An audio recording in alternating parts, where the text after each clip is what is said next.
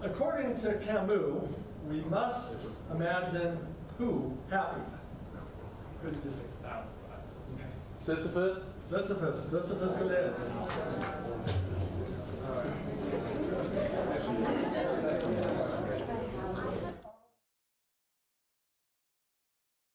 Living philosophy.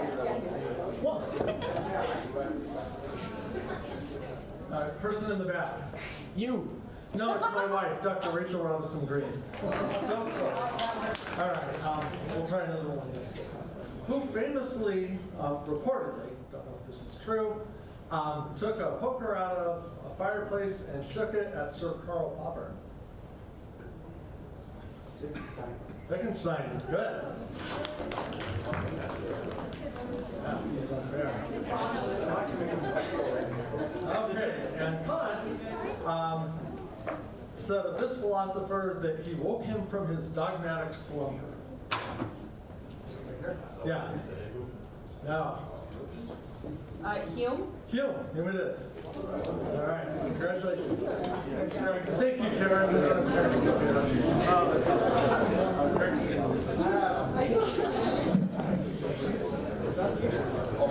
No.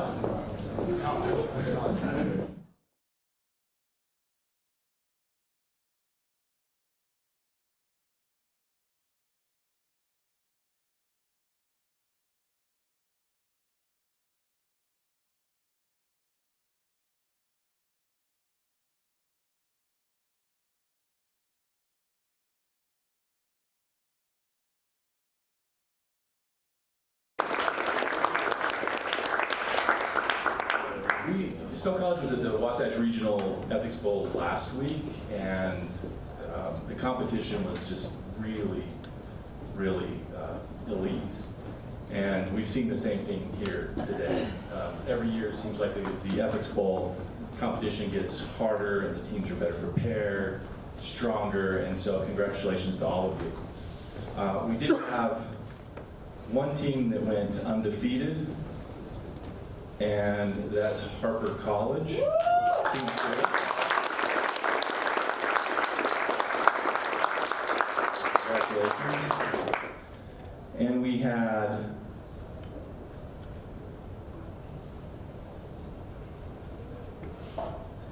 a four-way tie for second.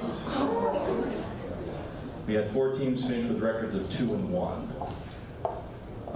And because of those records, we had to go to point differential, and the team that finished 2-1 with the highest point differential is Stowe College. So,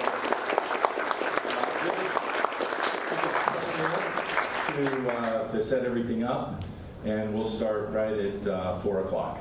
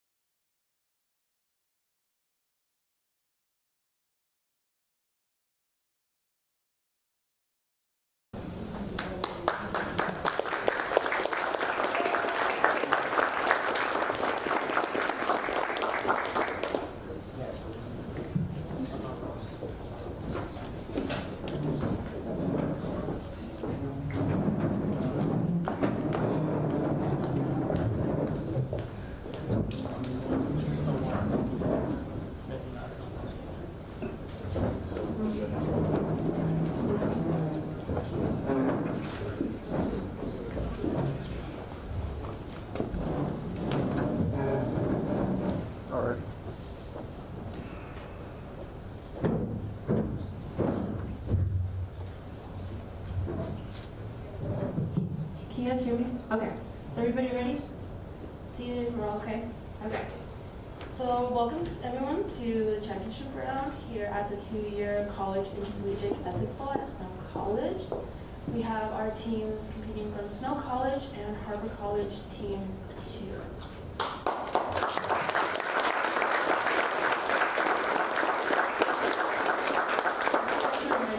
Make sure you get your phones and everything is on silent. We don't want those interrupting the teams.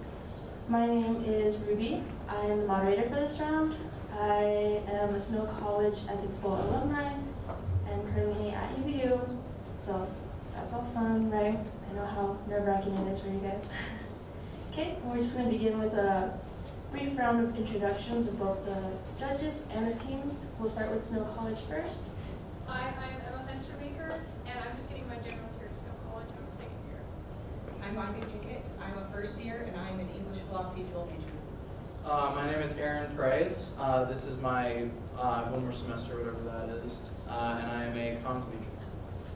Hi, I'm Izzy. I'm a freshman, and I'm double majoring in history and biology.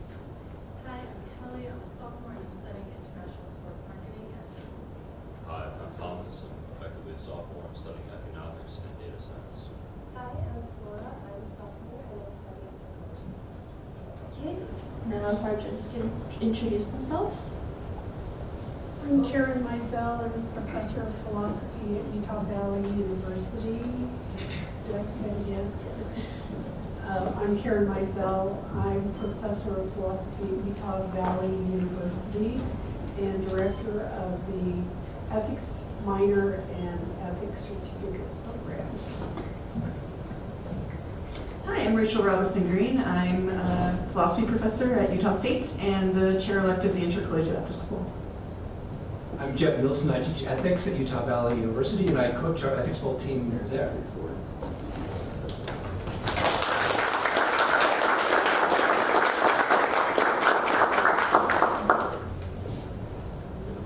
Okay, and now I will just do the coin toss to see which team will present first. Snow College, if you want to call it. Tails. Heads. Harper, you decide if you would like to present first. We would like to present second. Second, okay. So judges, please note down that I don't have them either, so Judging sheets. the score sheets. Score sheets? Right, just the left. Right. You got him? Sorry. He had them in a packet with the Yeah. case questions. Are they up there? Oh, they're not. Hey, what do we need? We need Score sheets and questions. judges' score sheets. Hey, Greg, we need some judges' score sheets for certain competitions going on. Okay, thank you. Is there a folder there, Richard, that is hiding all the goodies in it? Ooh, we have the goodies. Thank you, Greg. We have activities. Oh, okay.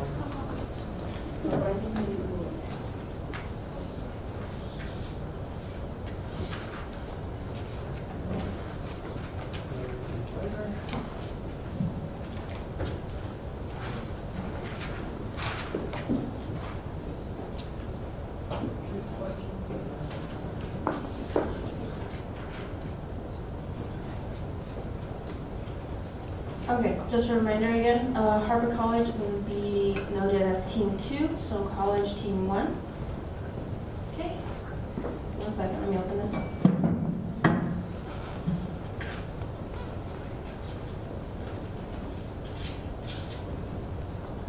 Can we scratch paper? Can they have scratch paper?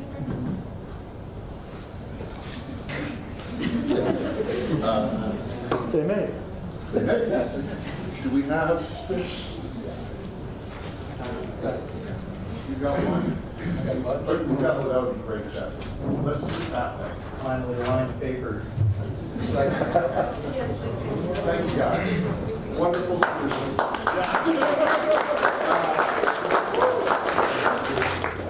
Okay, now that everybody has scratch paper, I will now Well, Snow College, would you like verbal or visible warnings at the end of it? verbal, please. Okay. Okay. Championship round. The first question of this round comes from K7, a link to the future. The question is it ever permissible to inflict animal suffering for the sake of an uncertain human technological advancement?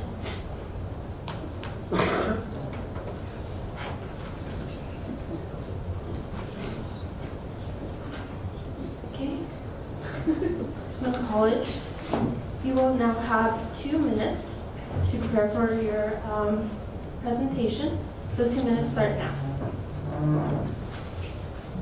Do you want me to do a shot like this with the college and the churches or just the college?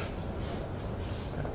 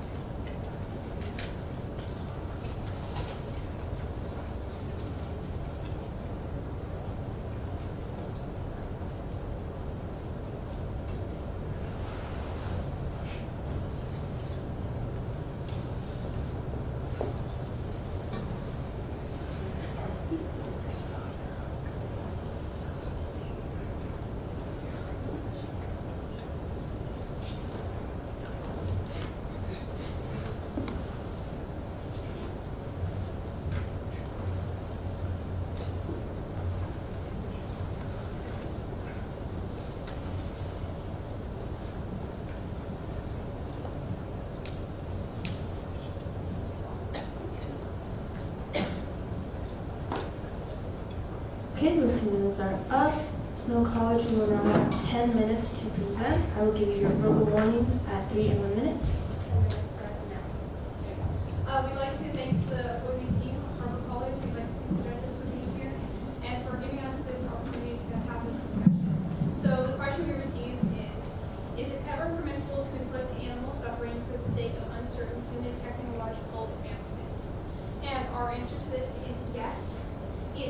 There are times when it is permissible to inflict animal suffering for the sake of this kind of advancement.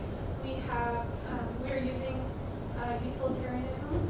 We're using consequentialism, and we have some principles that have to be followed in order for this to be morally permissible.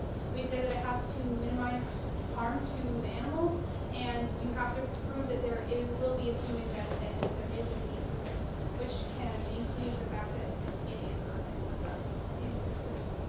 Erin is going to talk to us about our theory, and Ivy is going to tell us how that applies to this specific case.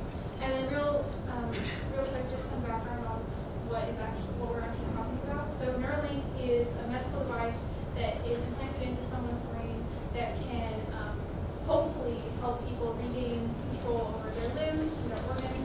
And it's supposed to have health benefits to people who are maybe paralyzed. And Elon Musk, in developing this, has increased the speed at which this is doing, which has violated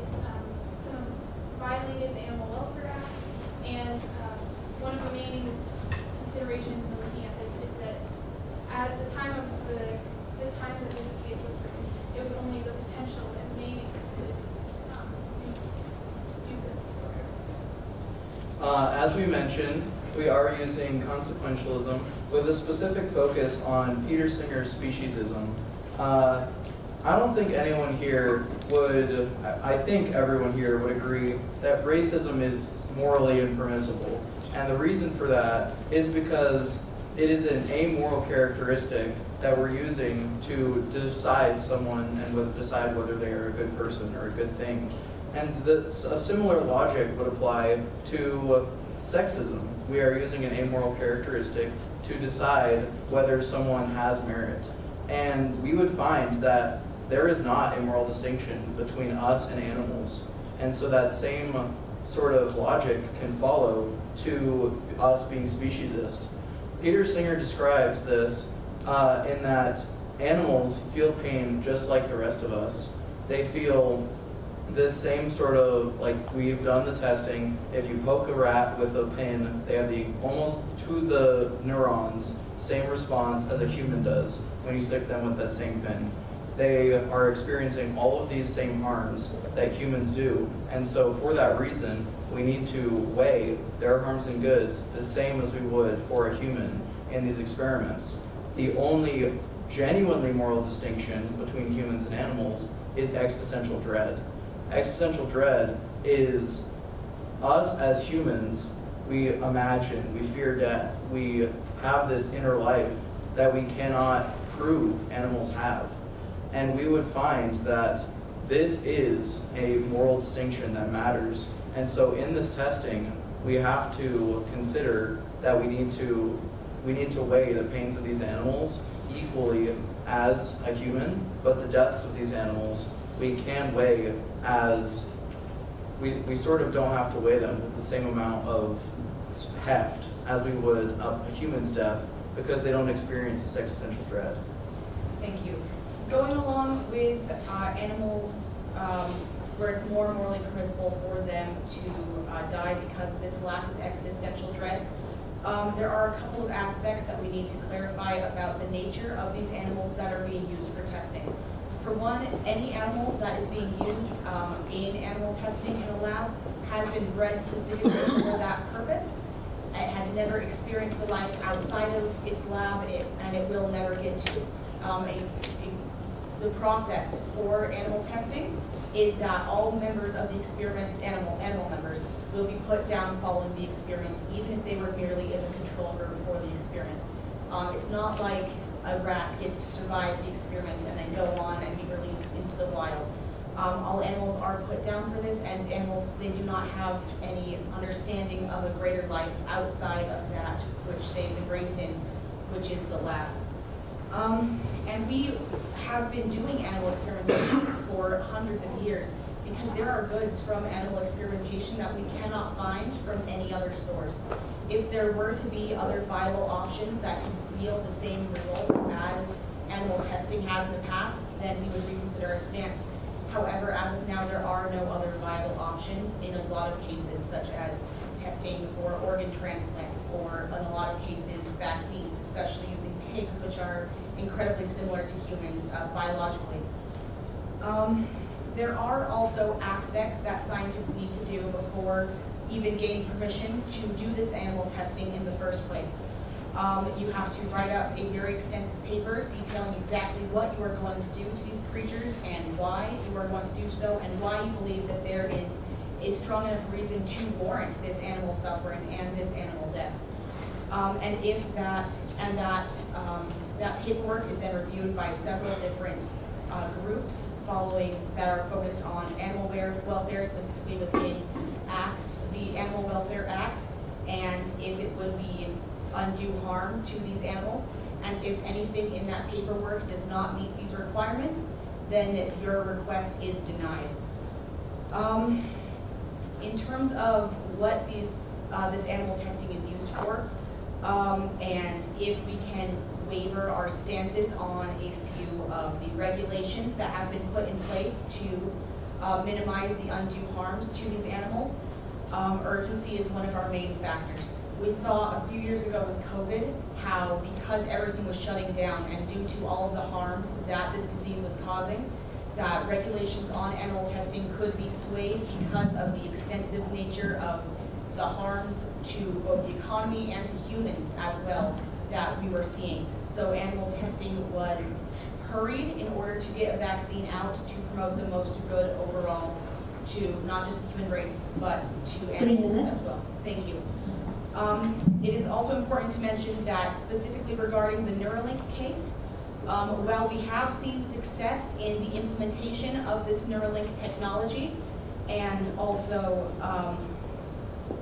while we have seen success in its implementation, we have also seen carelessness in its implementation, where Musk has been speeding up timetables for this technology and for ignoring these animal regulations to speed up this timetable. However, we do not believe that there was not enough urgency of the causes that he was working with these animals to try and create, to try and promote, though it has brought good to humans overall. We would say that because of the speeding up of this technology, more harms have been created than if the technology and its creation were to have taken its normal course. Some would argue that some things we do subject these animals to, such as the beauty industry, for instance, putting lipstick on the pigs, or testing these other sort of chemicals on them. Some would argue that this isn't for a prevalent good, this sort of testing. And we would agree. We would say that as one of our different premises, it needs to be to substantial human benefit. And so that we would find that something like that is just putting these animals through sort of undue harm in that instance. Yeah, so we are saying that it is permissible to inflict animal suffering for uncertain human technologies as long as you minimize the harm done to them and you prove that there will be a great enough benefit to humans. We're using consequentialism, and specifically Peter Singer, who says that humans and animals feel pain the same, except for existential dread. And the reason we're using this is because that changes how you weigh animal deaths versus human deaths and human pain. And we cite that you minimize harm because these animals are bred for very specific purposes to be used inside the lab, and so they don't know any besides that. And in the example of Neuralink, in this specific case, we would say that Elon Musk hasn't proven there's a great enough benefit for him to excuse this further harm to the animals. And with that, same time. Okay, thank you, Sonoma College. Okay, Team 2, you will now have 1 minute to prepare your commentary. That minute starts now.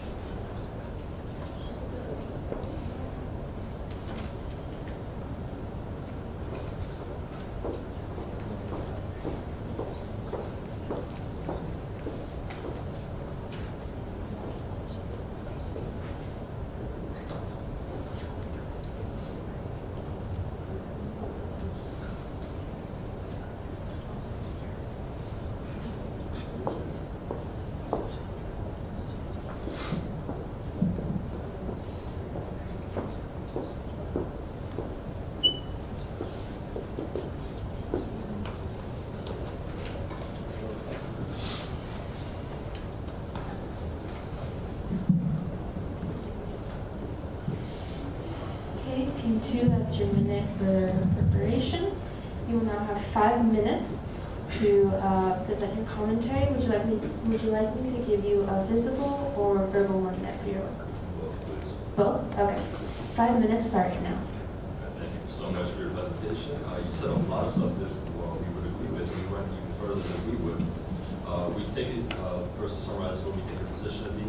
It's using Peter Singer's argument about speciation and how we're species to animals because they have the same capacity for suffering and pain that we do. The only meaningful distinction between us and animals would be the human capacity for existential dread. And we would generally agree with this take, but a lot of the stuff that you would lay out after giving this overall synopsis would point to the opposite conclusion. Because specifically, we're responding to the prompt of is it ever permissible to inflict animal suffering for the sake of an uncertain human technological advancement? We would say definitely yes. But if we go so far as to say that humans and animals should be treated the exact same, as you said, we should weigh the benefits and harms the same as we would for humans. I'm curious as to how you would feel if we substituted all the animals in this case of the neural experiments with humans, specifically humans who didn't or can't or don't have the capacity for existential dread. And if we are feeling a difference in between how we feel about the humans who don't experience existential dread being subject to these experiments, we feel bad about that, but okay with animals doing it, I think this kind of reveals a gap or a misuse of our moral intuition that when we try to justify, we run into a lot of barriers. You said Peter Singer, you would say racism is bad. This is a bad quality, and that's a reason why it would not be okay. We would completely agree. We would also say killing is bad by that logic. And if killing an animal and a person, the only difference is the capacity for existential dread. It's entirely possible that some humans don't have that capacity, and nowadays indistinguishable from a rodent who also does not have that capacity because they do both experience pain in similar degrees. Again, we say like the animals were bred specifically for this and never experienced life outside the lab. And we'll all be 3 minutes. we'll all be put down once we're done using them for our research. That does happen, but given the premise that their suffering should be treated the same, it just sounds incredibly cruel. So if we were to go so far as to equate their suffering, I don't know that it would be permissible to do this to people who don't have the capacity for existential dread. And you do correctly point out the history of the medical research that animal experimentation has been used to fulfill. And you said there's no other viable options. That's kind of true, but I would say there is a particular viable option, and that would be human beings. But we don't do that because we ascribe less moral consideration to animals. But if we're saying we should ascribe the same moral consideration to animals, would it really be a difference whether we use a rodent or a human? And I don't think any of us really believe that. So it shows kind of this gap in that moral intuition when we try to logically justify it. Again, minimizing the undue harms. Why would we want to minimize the undue harms and then kill animals in the most humane way if we shouldn't be killing them or having them suffer at all, or at least give them the same consideration we would give to a person? So we do we do agree with this in part with this Peter Singer angle about how we are pretty much species, because now when we try to come up with justifications for why we treat humans with this kind of positive deference as opposed to animals, we always point things like intelligence. If we're exposed to an animal that's particularly intelligent, and we're humans with cognitive developmental disabilities, we don't suddenly think, okay, well now this octopus is more valuable. We discover that our moral intuitions are not mapping chronologically. So it's not intelligence, it's not this, it's not this, it's not this. You correctly point out, we can't really isolate any characteristic that would justify the different treatment. We all suffer, and I agree that we all suffer. And we take it further to say we all suffer and should be treated the same. And if we do agree with that, which I'd like to hear your answer to, because it's an interesting case, then why would it be permissible? Why would it be permissible or impermissible to substitute all the animals here for humans who have the capacity 1 minute. for existential dread? Thank you for your presentation. We really appreciate it, and we'd like to see what you think more questions. Please receive our time. Thank you.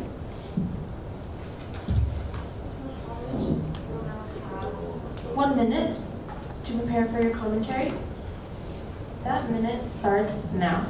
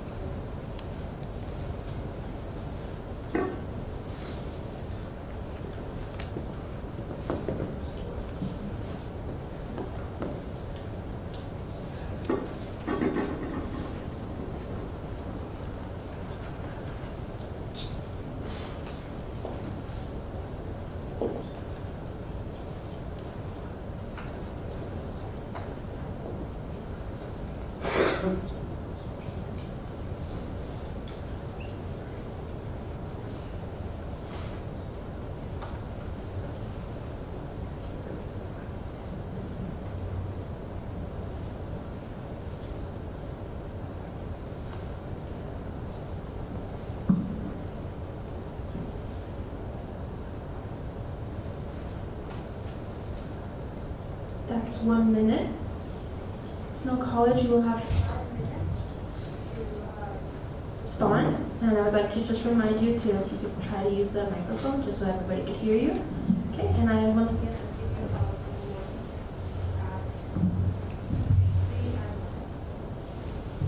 your 5 minutes start now.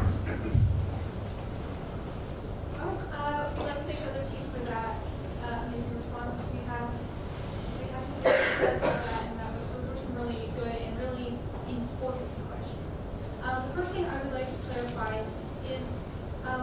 Singer is doing is he's drawing this difference between suffering and the pain and the death specifically. He is saying that the animals and humans experience the same pain, but the difference comes in death specifically.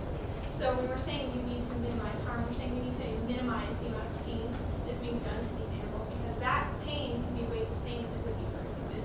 But when it comes to the actual deaths of them, that is not weighed the same as it would be for a human, because humans experience existential dread and animals. We also sort of, on that point, we got the main sort of thrust of your commentary was about this humans animals distinction and what is really what we're arguing here, because you said, like, should we substitute all humans with animals in testing? It seemed intuitionally wrong.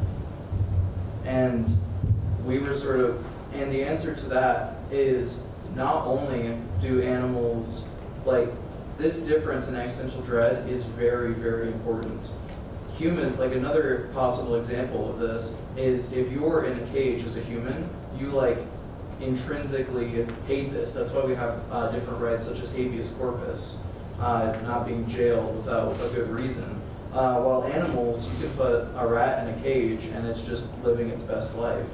And so some of these more important aspects of the difference between us and them are very important when considering this case, because yes, we are weighing the pains of these animals and the pains of humans the same, but the benefits to these humans are very, very great. And so that is why we are saying we should still do the testing, even though they are feeling the suffering. The death is just something we don't have to consider as heavily because they don't experience this existential dread. And sort of to more closely address the question we got, where about uncertain technologies, you would have to prove with a reasonable burden of proof that this technology will bear sort of intellectual fruit, like you were saying. And there are currently different pieces of legislation for that, like the Animal Welfare Act it mentions in the case.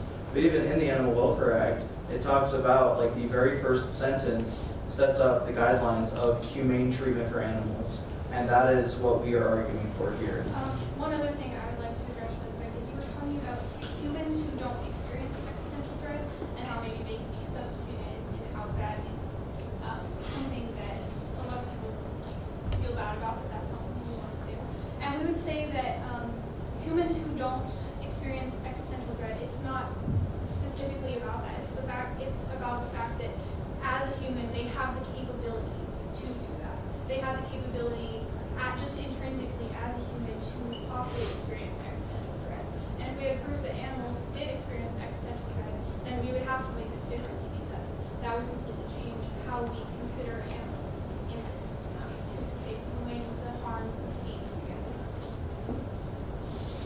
And to the point about animals being specifically bred for this purpose, we would actually argue that this reduces their suffering and the suffering of the world at large, because we're not taking animals from environments to harm those environments. We're not releasing these animals back into those environments. All of those things cause harm. And so we would argue that in breeding the animals specifically for this purpose, it does reduce harm rather than increase more of it. We also had a question on why animals should be suffering at all, is either in human testing or sort of in general via human influence, even if it's not through scientific testing. And we have considered this. Obviously, the least amount of harms would come from a lack of human intervention. However, because Peter Singer is a consequentialist, we also have to think about the goods that can come from human intervention. Because of the advancements that are brought not only to humans via animal testing, but also by animals who are also benefiting from science that's being done. And with that, we see our time. Thank you so much. We will now be moving forward with the judges' questions. I will give you guys just a minute to confer to see who wants to go first, and you let me know when you're ready.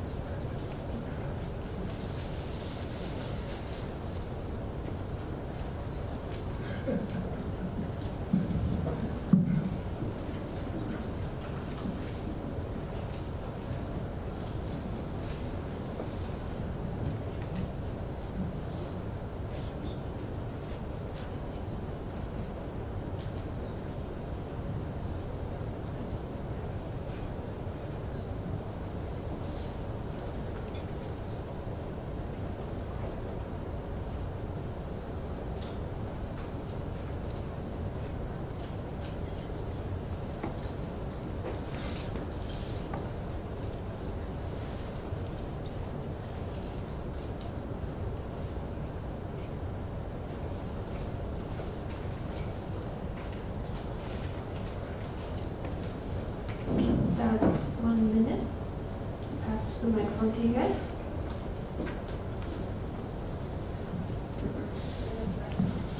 We're going to start from simple, then go complex. So I have to say I'm kind of uncomfortable hanging your entire permissibility to research on animals on this arbitrary quality of existential dread. It seems like you just picked a quality that you think humans have and animals don't. See, now it's okay to research on animals. I don't see how that when it comes to pain. Why should that existential dread override simply the sentient animal's ability to feel pain? Can you give me another threshold criterion other than existential dread to justify experimenting on animals? I don't know if that carries enough. That's enough. If that's weighty enough to do that. Maybe we have a moment to discuss.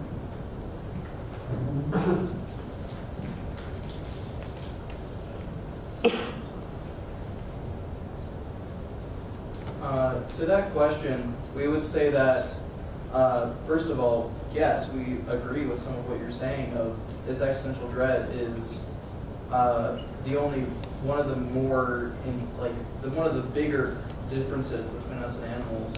And if we were to find this quality in animals, if we were to learn they had this inner life, this ability to imagine, this sort of, future that they had, then we would say that, yes, we should reevaluate. But under our current knowledge, that is not the case. And sort of to further address your question of other criterion, there are very present goods to the testing of these animals. Like we can even look to the case of these Neuralink examples.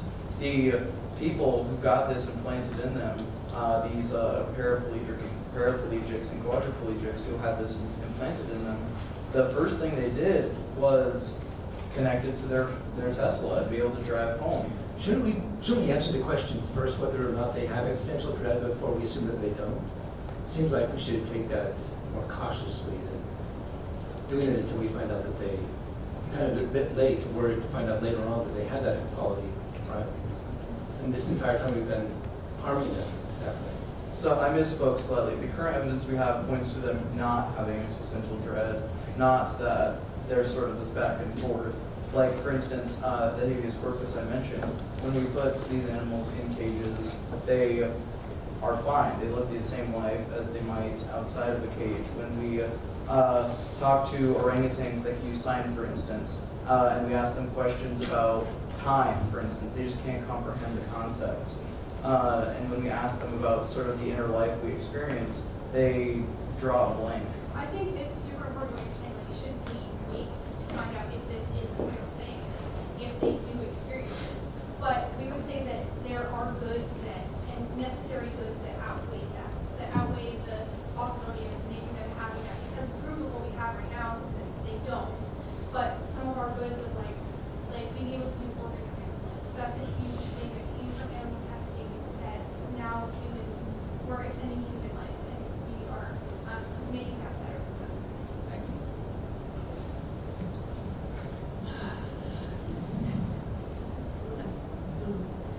So, what worries me is the ideology we've fed ourselves about human superiority, which is turning out to be more and more questionable. And I've just done a fair bit of research, and I'm still doing some research on another project that doesn't have anything to do with this. But one of the things that's come out of this is this ideology called scientific. Okay, and this is this notion, and I'll put it in colloquial terms. The scientists have been doing stuff and we haven't been watching them. And they've been telling us they're doing stuff, and it turns out they're not doing it as we've been told. For example, humane treatment of animals, captivity of animals, and I don't want to go too much because you don't have much time, but in 1980, the American Pediatric Association decided that infants should have painkillers and anesthesia. And it wasn't until then that they got open heart surgery with anesthesia. And that ideology has permeated indigenous people, people of color. I've got passages where I could show you they thought they experienced pain less than people with white skin. So I think it's a science, and it's very clear the real advances in medicine have been clinical medicine, not laboratory medicine. We've got evidence for it. So why is it okay to impose suffering on organisms that are different than we are?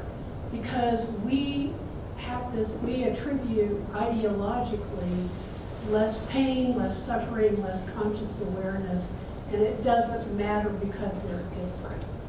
That's a really important question, and I'm really glad you asked it actually. I think the way that we would address that is that if there is, like what you were saying about clinical medicine, if there is a way to get these results without animal testing, you should. Like, it's not morally permissible if there are other ways to do it. The only instances where we would find this morally permissible is if there is a great need that can only be fulfilled through animal testing, and as long as we minimize the harm to the animals, which that threshold is not being met most often in what we're seeing now. I'm concerned that you're, misrepresenting Singer's position, because it seems to me that you set up, in the initial part of your presentation, you said we're going to argue using Peter Singer, and then you argued for like the exact opposite of what Peter Singer argues for. I mean, he spends a third of animal liberation arguing against animal testing. And so his argument is not that, he does argue in practical ethics that a difference between human beings and non-human animals may be, and he's expressed doubt about this since then actually, but maybe that one can fear their own death, that one group of entities can fear their own death and the other can't. But he doesn't say because of that difference, we therefore can test on them. He says almost all animal testing is morally wrong. And in fact, during the pandemic, he argued for voluntary human testing on vaccines. So I'm wondering how that, like, where you got your interpretation of Singer, how that might change your argument. One thing I feel like needs to be super clear in our presentation that I'd like to apologize for is when we're saying minimizing harm, that is fairly extreme. Like, that is not just, oh, they need to have nice places where they're staying. No, that is, we are only doing the experiments that are absolutely necessary. Our stance is fairly extreme in the extent that we have to minimize this harm. And that goes back to one of our first premises, is that we have to prove like significant quality of life improvements or significant benefit to humanity with these testing to justify this testing in the first place. The only reason you're saying that, because the testing would need to get done for the instance to happen, the only reason we're saying we should do it on animals is because we do notice these important moral distinctions between us and them in moral dread and existential dread, sorry. In the case that the only option is animals before if you did have volunteers who are willing to do it, then you should do it on them and not animals.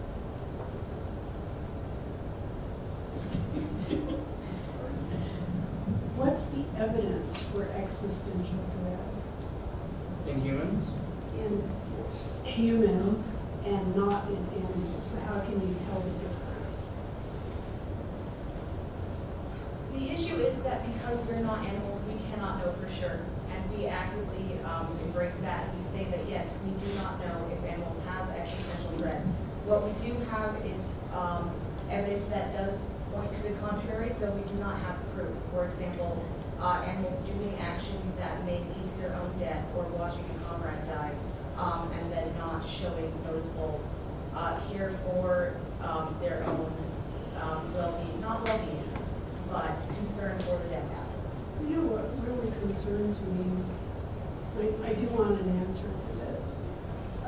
From the literature that I've been into recently, dealing with indigenous artifacts and so on, that same argument was made for African slavery, for indigenous rights or not rights, and so on. So it's just another iteration of that argument. And it seems like as our ignorance, as we become more enlightened, those arguments become less and less forceful or effective. And it beginning to look like that threshold is being passed as well. I have an answer for you.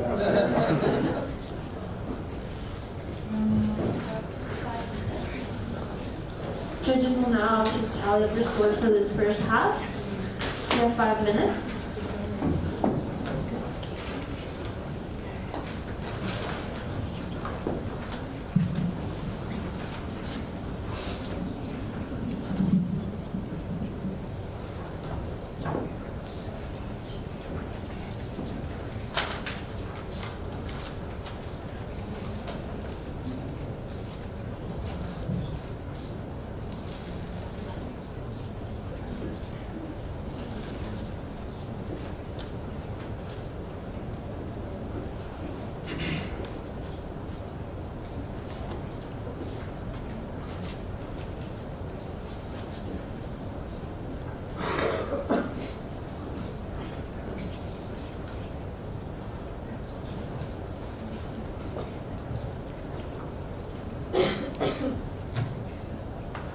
If you guys are ready.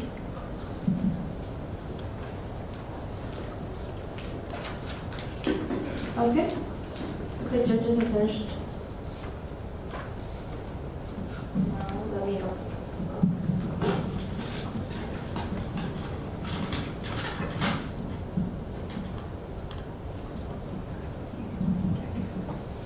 Team 2, Harvard College, will now present. And the question comes from case 8. Whose DNA is it? Do humans have a moral right to control what happens to the DNA that is discarded from their bodies naturally?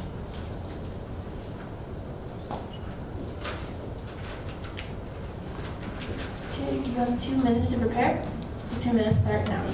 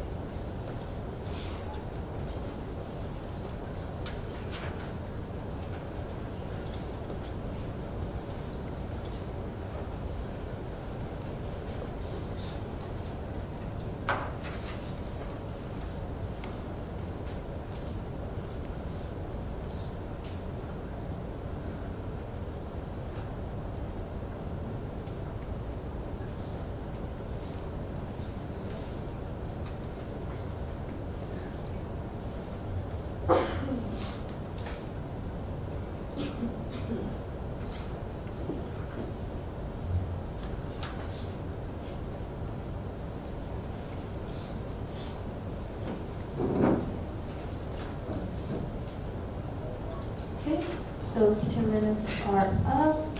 Once again, would you like a verbal and physical warning at 3 and 1 minute? Yes, well. Okay. You have 10 minutes to present. Your 10 minutes start now. Thank you everyone for being here. This is very fun. The question we're presented here is on case number 8. Do humans have a moral right to control what happens to their DNA that is discarded from their bodies naturally? This is a really interesting question. It hits a lot of things. To directly answer, I would say they do not have the moral right to control what happens to their DNA, but they do have a moral right to compensation for any benefits and gains that we may be using their DNA. And I think that main ethical tension here is we're getting at this idea of property and ownership in a new way that we never had to really encounter before. When we think of typical kinds of ownership, like I leave a thing, I leave a little glass figure on the floor, if someone were to step on the glass figure and damage it, they would have deprived me of use of that property. They would have done harm to me. And with this kind of thing on the molecular level, with this DNA that we constantly shed and have no say in, if I'm walking around and skin cells fall on the ground and you step on my skin cells, you haven't really deprived me of anything at all, anything tangible. And now, we do understand that there's some kind of ownership to our body. It's not the same kind of ownership like intellectual property would be. And intellectual property is something that we create. Our bodies are something that we're given, and we constantly shed these artifacts of our bodies in the form of DNA, hair follicles, skin cells, constantly. And if we're concerned with the usage, it's another important thing to consider here with this kind of social agreement we make, this necessary implied agreement we make for things that we agree to in order to engage publicly with people. If I wanted nobody to picture my likeness or my face, because I believe I have ownership of my face and my likeness, when I go out publicly, I'm implicitly agreeing and consenting to the possibility that someone might think of my face later, and it wouldn't be very rational of me to deny that. If you want no one to ever think or see your face, unfortunately, the thing we have to do is cover your face or not go outside. There's a lot of these kinds of moral agreements we come to implicitly when we're engaging publicly. This is different from a wallet. If we were to leave a wallet on the floor, and someone were to be like, oh, well, they left the wallet here, it's in public space, I might as well take it for myself. There's another thing to consider, which is this reasonable expectation of return. Would they want the wallet to be returned to them, or would they have intentionally left the wallet here as some kind of mistake that they made? It would be stealing to take someone's wallet, if you knew who it was, and they just walked off with accidentally the wallet received. They didn't knowingly give the wallet, and there's a reasonable expectation they would want the wallet to be returned to them. And that's why that would be the moral action unless they explicitly said, no, you can keep it, it's whatever. But now we have the consent. Or if someone leaves a hair follicle on the floor, and I pick it up and I make a drawing of it, or something of the such. Or I take the hair follicle home and I use it for like a chemistry experiment. I haven't taken anything that they would have wanted to return, that they wouldn't have wanted to have returned to them. There's no reasonable expectation of return for these little implicit things and these constant shedding of the genetic material that we engage in. But we do have some kind of ownership, which is what we'd like to acknowledge. Specifically, I'm going to go to Izzy over here to talk about the specifics of the case or why it's a little bit different in this instance. I wanted to talk quickly about an example of specifically hernia lax because about her DNA. In that case, it wasn't used. Her DNA wasn't publicly used. It was the hospital that she was at for cancer treatment. The hospital used her DNA and after used her DNA for treatment for cancer research and for other types of medical research. And in that case, her DNA she wasn't compensated or her family wasn't compensated. And that's a case of where her DNA was privately used, but it wasn't used publicly. And I would turn back to Thomas too. Yeah, exactly. I'm glad she brings that up. There's no implied consent to a biopsy for cancer research. It's specific consent for this genetic material to be used in a specific way. They then took this biopsy that they used for Henrietta, for the treatment for cancer. They took this biopsy and reappropriated it to separate kinds of medical research.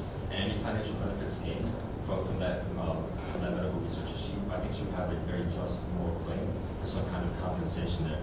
One, because they're using this kind of thing that belongs to her, this idea of ownership that would take effect when benefits off of it.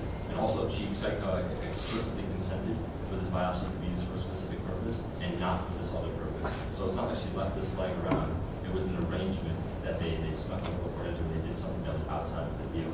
So in the case of Henrietta Lacks, specifically for case number 8, this is certainly unethical. There's no argument whether there was implied consent for her to do this. There is an argument, but we disagree with the argument that there was an implied consent for them to take this biopsy for different purposes. And it's kind of an interesting fundamental distinction. So when it comes to controlling what happens with the DNA, I can't control what someone reasonably does with my skin cells. That if they walk on the floor and they move them, can I be like, I didn't want you to move my skin cells. I wanted them right there where they were. We obviously, it's a thing that seems ridiculous on its face. It's because we kind of understand this notion of ownership being a little bit different when it comes to things so small and significant, things that aren't of value to us. But when they become of value, now the way that value is obtained is of interest. And if the value was obtained through the use of material owned in some sense by some person, they would be granted compensation. But it's definitely not any kind of ownership in the traditional sense. That's also back to Izzy. And also, we want to add some further clarification about consent. So when you go out in public and you're just walking around and you went to a local coffee shop or a local store and you bought either a coffee cup or you bought yourself a lunch and you have utensils. When you dump that out into a trash can, for example, there is an implied consent that has some part of your DNA on it. So yes, you have ownership in the fact that is your DNA, but you don't have the moral claim that you can't use this for incriminating me in any kind of case. This is something that we understand and have already enshrined legally. Someone can't go to your private garbage bin and pull out like a cup you used to get a DNA sample of you. But when you discard it publicly, it's treated differently. Police are able to acquire that. And at that point, so we have this understanding of this private-public distinction.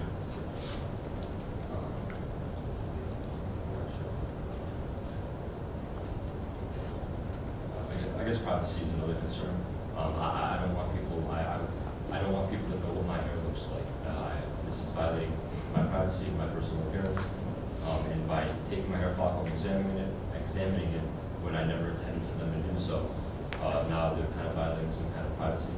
And again, I would point to this implicit agreement that we made. It's necessary for us to be able to engage publicly. I can't privately demand that nobody think about the color of my shoes or something of the sort. These are just kind 3 of minutes. the acceptances that we must make to engage. We touched on a lot of counter arguments. We haven't made them explicitly. We both in the minutes, such as the wall and everything. For these reasons that we explicitly stated, like this new kind of ownership that arises with some understanding of like genetic material that's not very quantifiable, easily quantifiable, or obtained or kept. It's constantly being shed, constantly being left. To answer the question, humans have a moral right to control what happens to their DNA that is discarded from their bodies naturally. If it is in a public setting where there's a reasonable expectation that it not be returned to them, and it is a necessary quality that people will be able to interact with this genetic material by virtue of interaction in this public space, they don't have a moral right to demand that people use their hair follicle not for one purpose or another, unless it was given to them and now there's some kind of agreement, but again, we're pointing to a different kind of thing. In the private setting, though, if someone were to go into my house to attain my hair follicle, now it's a different thing because there was no implied social agreement there. There's no reasonable expectation that someone could possibly go into my house and obtain this genetic material. And that's the difference between private and public, and I think we've touched on a lot of our main points. And we're excited to hear any sort of commentary and answer any questions you guys have for us. Thank you. See you at time. Thank you. Okay, Sonoma College, you will have 1 minute to prepare your commentary. That minute starts now.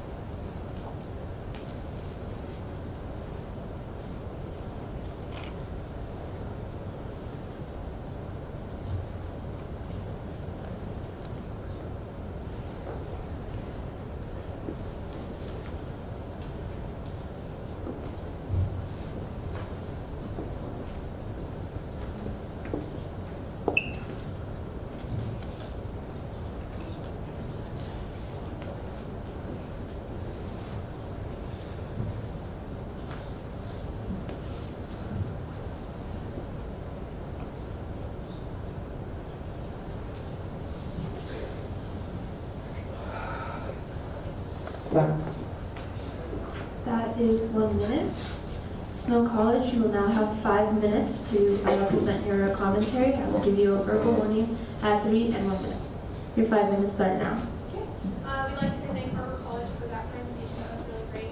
Just to make sure we're on the same page, you said that no, you do not have a moral right to control what happens to the DNA that is discarded from your bodies, and that, but you said that you have a right to compensation. You talked a lot about property ownership. You talked about a reasonable expectation of return, and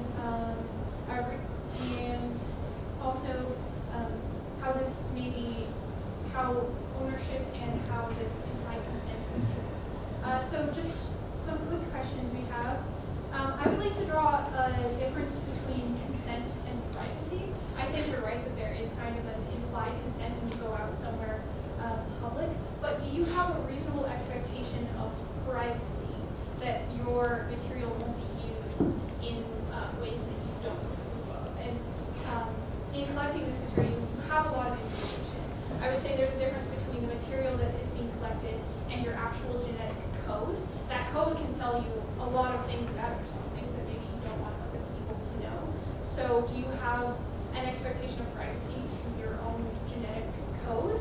And your example about moving skin cells and taking someone's hair from the ground, that's true, that is specifically the material, but the info that can be gained from that is what we're talking about here, and then how that is further used. So I would just like some clarification on it being used and how, when the usage is plural, when it's beyond just the physical material of your actual code. And sort of to add to that, when you were talking about consent, you mentioned this implied consent, you mentioned specific consent being something different.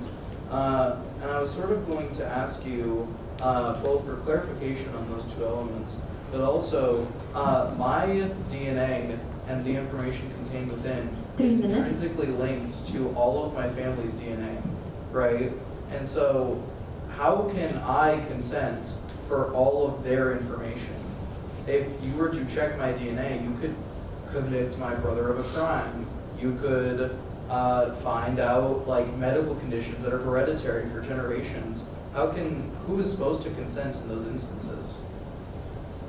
We also had a question about where you talked about the reasonable expectation of return.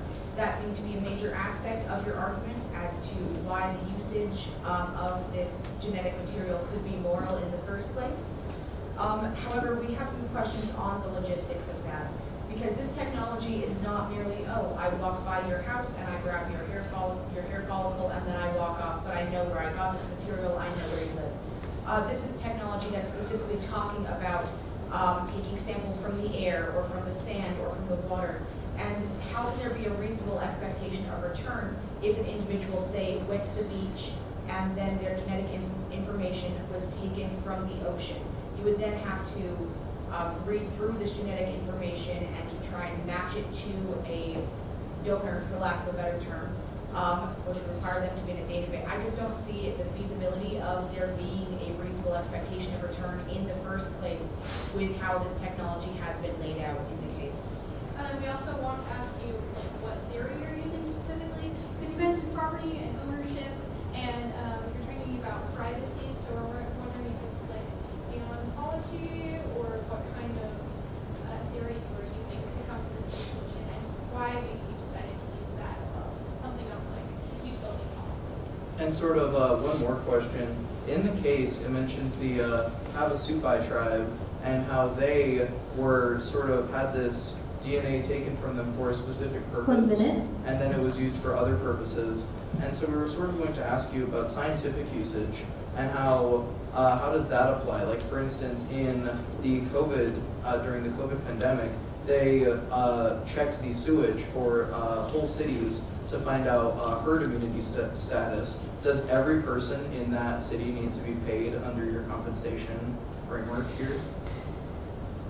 And thank you for your presentation again. It was fabulous, and we see the rest of our time. Okay. Harvard College, you have 1 minute to prepare your response. That minute starts now.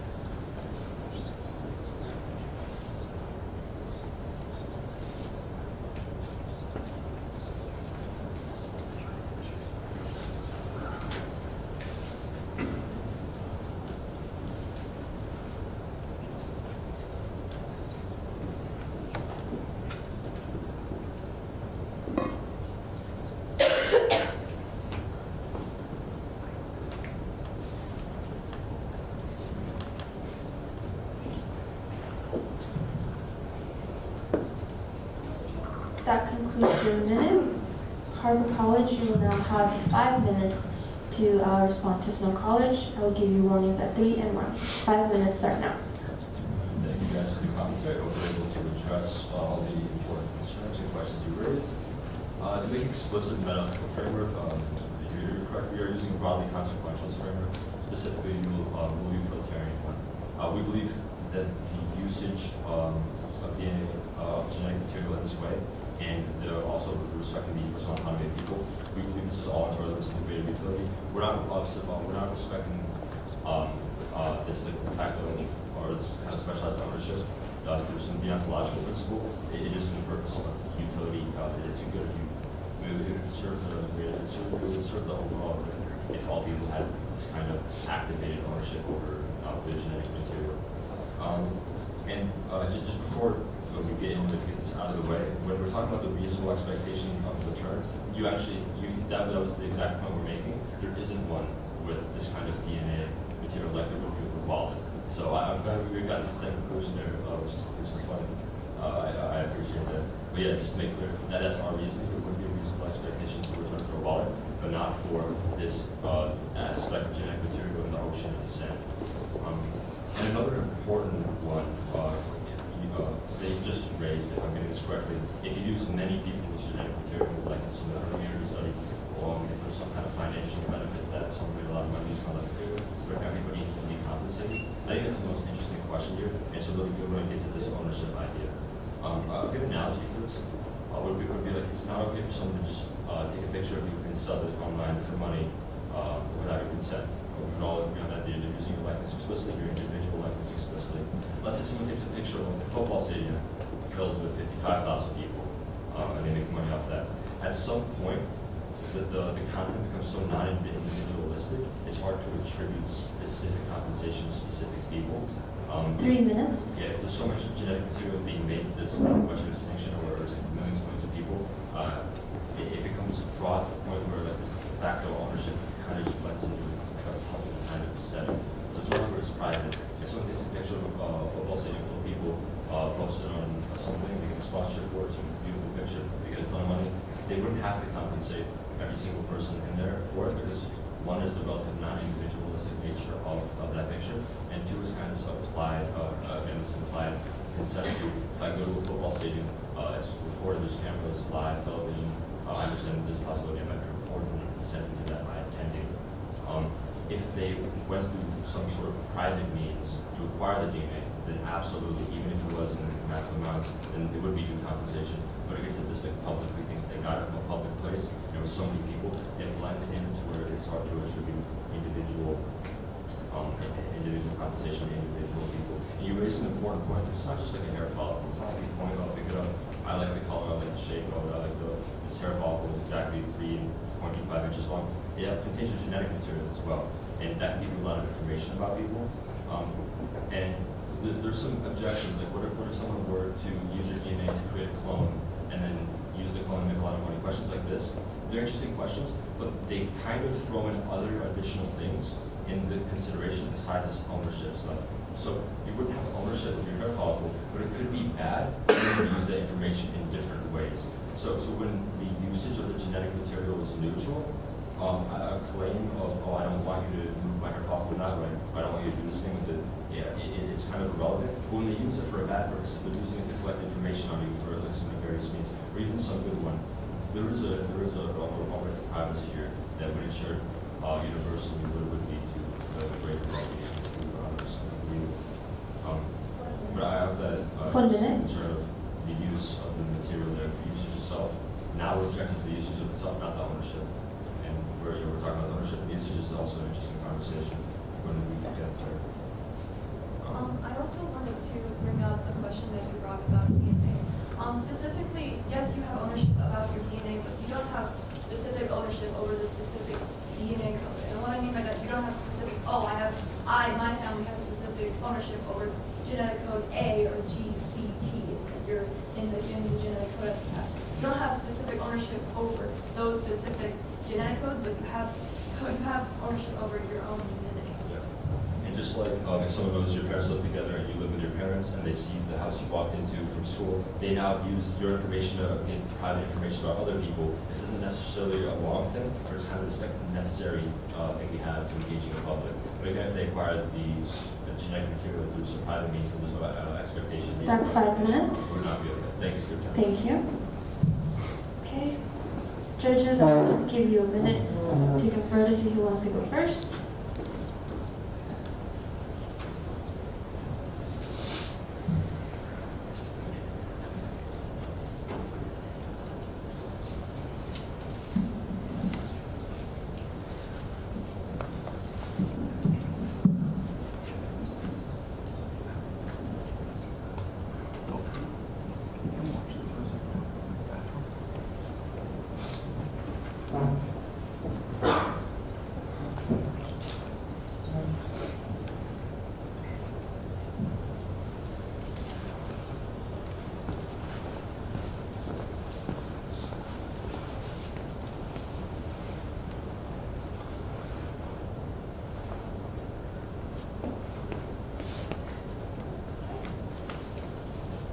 Judges will now have 10 minutes for questions. 10 minutes start now. Okay, thanks for that. I wanted to push you in the direction of the criminal justice stuff. So in particular, I'm wondering, so right now, it may be the case that with these small bits of DNA, they're not going to be directly identifiable to individuals, but the progress of DNA has been such that we could easily imagine that happening in the future. And so I'm wondering, with this DNA, new DNA technology taken together with all this other technology that we have, like facial recognition, cameras that are being used in the open streets and things like that, are we just like bit by bit consenting to no longer really have robust Fourth and Fifth Amendment rights, like rights against self-incrimination and rights against unlawful searches and seizures? Absolutely, it's a great question because ultimately legality is not changing around, so that's why it's important we sort these things out. I would go back to the usage of the DNA itself. We can determine to be unethical or ethical, and we could treat DNA just like any other kind of thing legally, where there would need to be some based off of probable cause for a government to collect or law enforcement to collect your DNA for that specific purpose. I think that answers your question. So like the Fifth Amendment, like right to non-self-incrimination, it may be the case that the government's not allowed to collect your DNA for the purpose of identifying people unless there's some amount of probable cause. We have probable cause that you were here at this time. So now we're going to search for your DNA, and we find it, we're going to be able to use that. But they would not be able to do that if just randomly with this kind of expectation. So we would treat it similarly to how we treat these other kinds of like ownership and identifiable and ownership property types of things. But in other aspects, it's different because it has intrinsic different properties and these other things. But legally, we would treat it the same. They would have to have the same legal standard to collect for that reason. If that answers the question. Yeah, thanks. I wanted to push you a bit on your moral framework. I was surprised when you said you were using rule-based utilitarianism as your framework, because I heard consent and I was thinking of autonomy and privacy the entire time you were talking, because it seems like consent, the way you used it, and utilitarianism as a rule-based formula would come to different conclusions when it came to the use of eDNA, this type of DNA. So how do you reconcile consent with rule-based utilitarianism, where one focuses on privacy and the individual and the other focuses on groups and consequences and outcomes? Yeah, absolutely. Definitely more common. That's a good question because deontologically, that's a language, right? Consent, autonomy, personhood, subjectivity. These are usually used under a deontological framework. But I don't see any reason why me respecting other people's consent and that reciprocal respecting of consent wouldn't increase the overall well-being for all of us. So I would approach it from, I think I would be able to justify like the utilitarian approach to it because there is value in respecting autonomy and consent. Beyond just like an individual duty-based ethic, there's also a broader value of well-being. If people didn't respect my consent, then they would do things I would like. It'd be terrible for me. Then if respect wasn't respected, that consent wasn't respected, I would do that. Overall, so I think when you universalize this respecting consent and respecting property and ownership, that would lead to the overall very good forward. months. Thank you. Did you think of, just a follow-up question, did you think at all of using like maybe care ethics or something that talks about relationships and trust in your framework? Would that add anything to the strength of your argument, do you think? You could certainly use any, pretty much any meta-ethical framework, message justification. We're just using utilitarian as like the guiding train for this. But I'm sure you could make a good argument for care ethics or deontology or even like more niche types of frameworks. But we just chose to do this one, but certainly you could use care ethics to make it and possibly equally strong, if not stronger justification.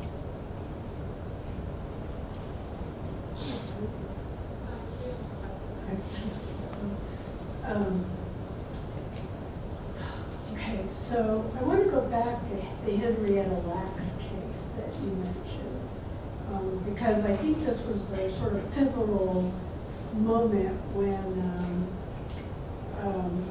researchers realized what was happening with people's biological tissues and so on, DNA, just, I guess it's a spectrum now, DNA and so on. And one of the things that happened with Henrietta Lacks, you mentioned she was not compensated for that.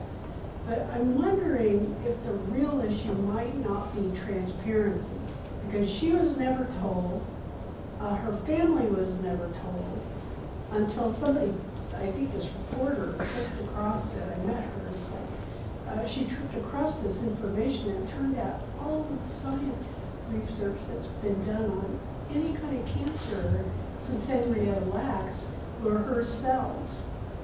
And so it seemed to me that there was, she couldn't consent because she was so sick and she died right away. But there was no transparency. They hid this and they profited from it. And I'm wondering how your argument would go with respect to the profit. Because that's what you mentioned, but it seemed to me that it was not being transparent, not attributing ownership.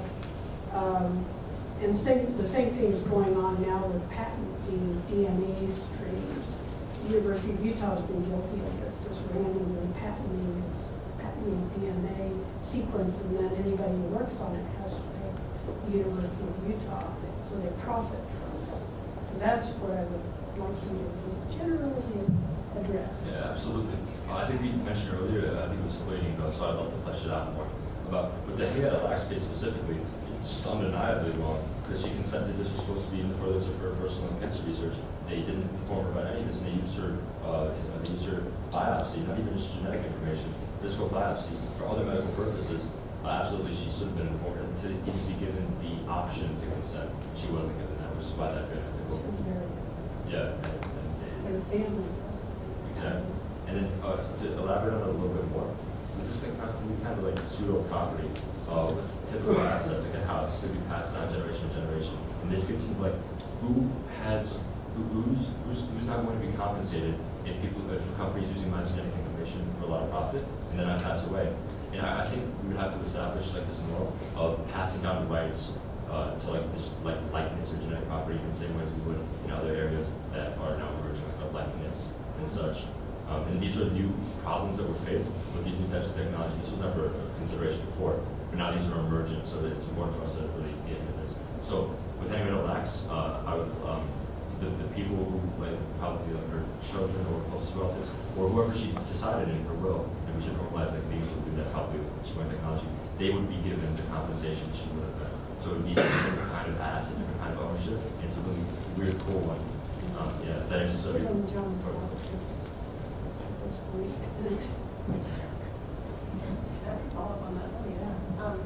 So I think the current state of the law, I think there's a Supreme Court case on this, but if not, treat it as a hypothetical,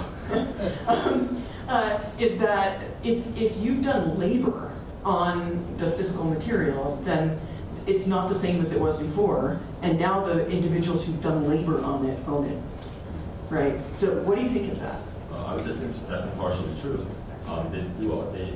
Again, when I say compensation, it doesn't mean you get everything because you did do the work, right? If you take someone's genetic material, even like passively or explicitly, but we're going to think like passively, like you pick it up, and you use that in the purpose and you use incredible technology, and you somehow make something incredibly good, incredibly profitable, they wouldn't be owed all the compensation because you were the one who did the work, but the work couldn't have been done without them, which is why they would be given some amount. And that amount would be determined, but we do believe they're given some. And it is true that you do fundamentally change it when you apply that through, which is why you need to be able to profit off of it. But I would always be proud for both peaks. The consent is made explicit when we're dealing with this to get rid of a lot of the ambiguity in practice. And if they consent to using, if they consent to your usage of it for a particular purpose, in order to use it for a different purpose, you need to consent for that as well. If that answers all the question.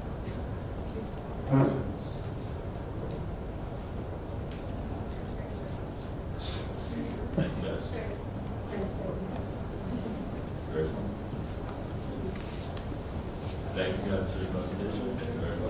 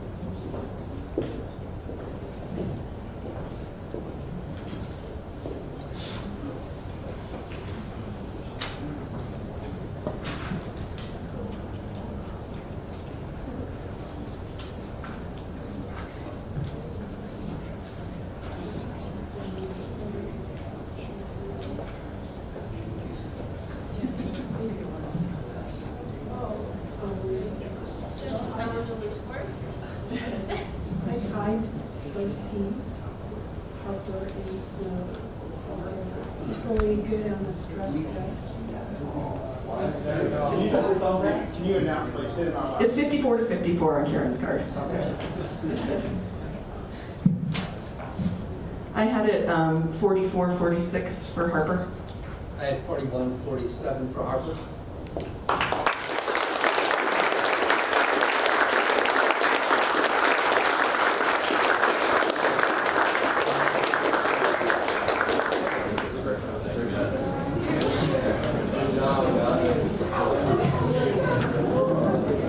Can we get both approaches to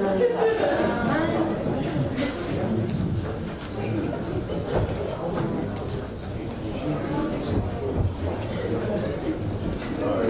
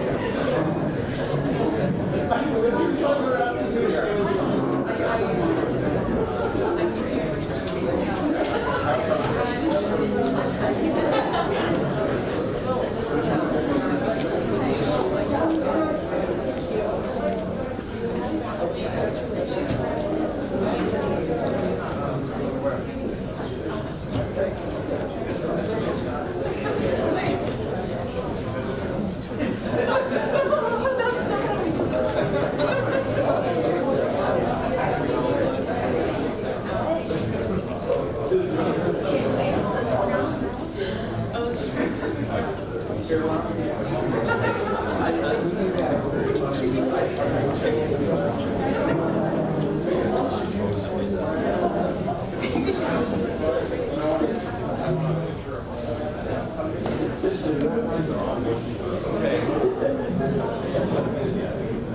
right. Well, congratulations. We have trophies. Let's start with first place trophy for our winners this year, Harper College.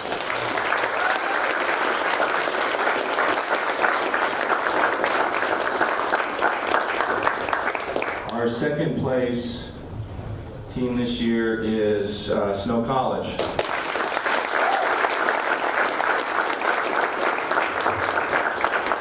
And then we also give every year a Spirit of the Ethics Bowl award to the teams, the team who best demonstrates the spirit of the Ethics Bowl: collegiality, respect, civility. And this year it was close, but the winner of this year's award is Harper College.